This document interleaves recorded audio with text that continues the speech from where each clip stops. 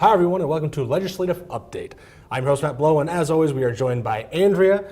How are you doing today, Andrea? I'm doing well, thanks. Good. So as always, you're going to kind of tell us what's going on in your world, and kind of the first big thing is you guys have a lot of different budget stuff kind of coming up. So kind of talk about that process and kind of the things that you guys are working through right now. So last week, the Senate started moving some of their appropriation bills. So just to refresh everybody's memory of how the process works, we have policy committees and appropriations committees. And my 5 committees are all policy committees, so I'm not involved with the appropriation committees. But what those committees do, so you'll have one for education, you'll have one for DNR, that kind of thing, different committees. For budgeting, so then they'll hold hearings and all the different groups will come in and say, we would like to see X amount of money for our funding, and these are all the reasons why we need the funding. Basically pitching why they want X pitching for why X they kind of need thing. their budget, what they need, anything that's been statutory changes that, you know, they're like, well, now we need more money for this because we have this new program where we're changing things. Sure. So everyone comes in and they hold their hearings and they're asked questions by all the different committee members.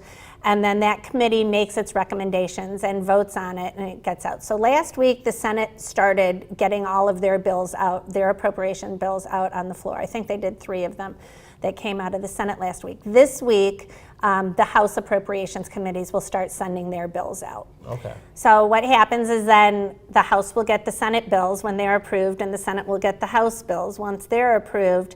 And we kind of go over them and hammer everything out to where we come up with one comprehensive budget bill. It takes a long time because we want to be very careful about how we're spending the money and where we're spending it on our top priorities. So that's really what the next 5, 6, 7 weeks is going to be about, is putting together these budgets. Assuming that we don't have anything big coming up that's going to, and there's a possibility of something like that. Which would unfortunately push the budget process even further. But we're all really committed, everyone that I know, Democrats and Republicans, really like the last 8 years under our former governor. We've had our budgets done by June. Statutorily, they need to be finished not until the fall. But because school budgets have to be done in June, it makes it a lot easier if we can get the whole budget completed by June. So then the schools actually know what they're going to get for their funding. So I know that that's everyone's intention, is to get it done as quickly as we can, certainly by June, so that we can make sure that the schools know what they're doing. Nobody wants to go back to the system before where the schools would make their budgets and then the state budget would come out 3 months later and you'd have to change your school budget and adjust. And that's just not fair. It's an imperfection in our system. So we're trying to work around that to the extent that we can. So that's really what most of the work the next few weeks is going to be doing. Obviously we're still going to have all of our policy meetings and things like that are legislative. But right now the priority is let's get the budget done so that the state can move forward. Whenever you guys get to a point like, let's say one group of people really thinks the top priority is X, but the other group thinks it's kind of Y. When it gets down to some of those tough parts, does it? What kind of becomes of that process? Because I assume there's some amounts of money that there's kind of a general consensus on. Those more controversial, or not really controversial, just those more tough to decide things. How does that process kind of play out a little bit? Well, it's a lot of negotiation. So in our budget, there are some funds that we have restricted funds, and then we have most of the money that we're talking about negotiations with come through the general fund dollars. So for instance, we have a school aid fund, but that alone doesn't support our schools. So a lot of the general fund dollars go into the schools also, Department of Health and Human Services, funds like that. So it's really the general fund dollars that people are negotiating over, and it gets very contentious. And of course, every single person up there, their priorities are their priorities, and they feel like they should be everyone's priorities. And they, honestly, they're all very important. Otherwise, they wouldn't be part of the budget. We're not funding things for fun. There's no cupcake budget, I'm assuming. No. But they're all very important issues. But Michigan is a very large, very diverse state, and depending on what your district is and what you need, there are things that I fight for our district. But the overall budget has to be able to work for everyone, whether you're up in the UP in Ironwood or down here in Waterford or in Clarkston. So it's really a negotiation. And honestly, A lot this of is my spreadsheets, I assume? yeah, numbers, columns and numbers. This is my first term, so this is the first time I'm going through this. Now, I've been through budget negotiations Sure. in my past life. I was a senior executive and worked Sure. with multi-million-dollar contracts and budgets. So the process is not new, but in this environment, it's going to be a little bit different. Yeah. So I'm curious to see how it plays out. And, again, my priority is always what can we do that's best for funding Sure. for local government, revenue sharing, and schools, here in our district. Sure. Well, getting a little more local, I think you said you've been working with Waterford recently because there's been this, the topic of vaping has kind of been something that schools have been dealing with and communities have been dealing with. Can you kind of tell us kind of an update on that, what's going on? Sure. So vaping has, especially in the schools, in the middle school and the junior high in particular, in the high school as well, but particularly in the junior high and the high schools, in Waterford and in Clarkston. And it's very difficult to catch the kids when they're doing these. These are small little devices that look a lot like a USB. I was going to say, I've heard a lot of them look like a thumb drive. Right, they look like a thumb drive. They're easy to hide. There's no smoke, there's no smell, but they can be harmful. Sure. So naturally, we don't want the kids doing this at school or anywhere else. Well, in Waterford, they took steps, and they have a new ordinance on underage vaping, under the age of 18. So, which is a great step. So they implemented this ordinance, and we said, that's great. How do we get the word out about it and what it means and what the impact could be in the community? So I got together with Karen Joliet, one of the trustees on the Waterford Township Board.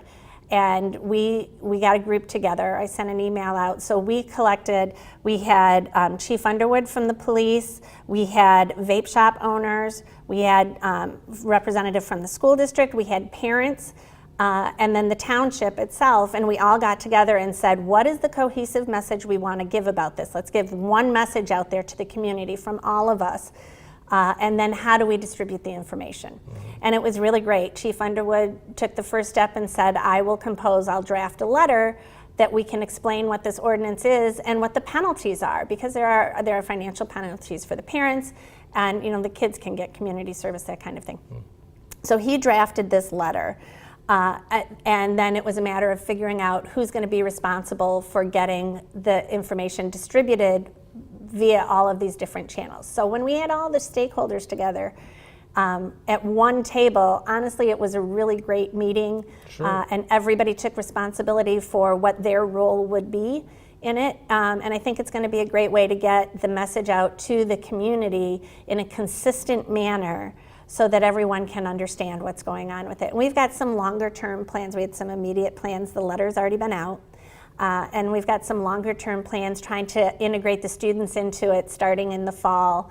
How can we get some art students involved, maybe a contest for a vape poster, a thing like that. So we've got some really good ideas on how we can continue to get the message out that this is not a good choice for kids. Right. So it was a really great meeting to have, and I love having those kind of collaborative meetings, so I'm looking forward to having more of them. Yeah. I think some of the tough parts, like I just read things here and there, but one of the tough things about vaping is because this is a relatively new thing, a lot of the effects 20 years from now aren't known. Because smoking, people have been doing that for a while, so we know what those long-term effects could be. In vaping, it's just we have ideas, we have this, but we don't know, and so you kind of want to make sure, hey, we want to make sure we're telling people, hey, things could happen, it could be worse, we don't know. Right. And just kind of balancing all that to keep the community, allow consenting adults to do what they want to do, but still keep the community healthy and chugging along. Sure, and that's, back in the day, they used to have ads for cigarettes. It helps your digestion. Oh, yeah. It's a great thing to do. There's little ads with doctors smoking, talking about, it's a great thing. Right, I know, it's funny. Our kids today laugh. You used to be able to smoke while you were in the hospital, for goodness sake. But let's not wait for 50 years of research on the vaping thing. And so there's anecdotal research, but there have been no consistent studies because those take time. Right. And like you said, this is a relatively new kind of device. And some of the flavors are marketed to kids. there are adults that like Jolly Rancher Sure. flavors and things like that, which is why we have things like strawberry flavored vodkas Right, and right, things like exactly. that. That's why we have cocktails. Exactly. And because those flavors appeal to adults, but Sure. there are some that are just outrageously directed The marketing at of it is where it kids. gets into that Oh yeah. tough area where, like, are you marketing this Yes. to everyone, or are you targeting a Yes. younger group? There's literally one that its packaging is designed like a juice box. There's no adult that's like, I really want a juice box. I mean, there's no way it's not Right. deliberately directed at kids. And fortunately, the vape shop owner who was on our board, she said, I saw that, and I was like, absolutely not. Right. And we had great support. So, Good. so it was all very collaborative, and it was great. But yeah, we don't want to find out 10 years from now there's a real health hazard that we could have warned people about We could this have ahead warned of time. people about. So yeah, there is some controversy over how safe and how dangerous they are. Sure. But certainly for kids, not a good choice. Right. So. Well, as we're kind of wrapping up here, you actually had kind of a health scare recently that you wanted to kind of did. update some people on. So tell us about that. I did, and first I want to say thank you to everyone in the community, because I've had so many people call and write. I've had texts and letters and cards. I was diagnosed with cancer, and in the beginning of March, I underwent surgery to remove the cancerous growth that was in my stomach. But I'm good now. Good? I was going to say, you seem pretty good. You seem good. Thank you. I'm good now. I am cancer-free, although they just say, no evidence of disease. Sure. So things are good, and we're ready to move forward. It wasn't fun or pleasant for a couple Surgery of tends weeks not there. to be, yeah. I got very lucky, though, because we weren't expecting to be able to do this surgery. And my doctor literally a week before said, let's do this next week. And I was like, what? And he said, does that work with your schedules? And we were like, no, it doesn't. But we'll have to figure it out. Sure. And it was, I got very fortunate actually, because the week after my surgery, we had the 2-week break, the legislative break. So I missed 2 days of votes, which really tore at me, but I was in the hospital. But anyway, I've had... If you're going to miss, that's a pretty good reason to miss. Yeah. So I have had nothing but support from the community, though. Good. We did send out a press release letting everyone know, because once it began to impact once it impacts my job, the public has a right to know. Sure. But I'm good now, and we're all full Good. steam ahead. So Well, good deal. thank you for asking that one. Yeah, no problem. Well, as we're wrapping up, we'd like to remind people that if they have any questions or comments for Andrea, there's an email and a phone number that they can drop a line, drop a message, and we'll even try to tackle some of those on future episodes of this show. Sure. So if you have some stuff, we won't be able to get through all of it probably, but if there's certain trends or certain things that Sure. wow, we're getting a lot of response for this, we'll try to answer it here on the show. That'll be great. Yeah. Great. Anything else before we wrap up today?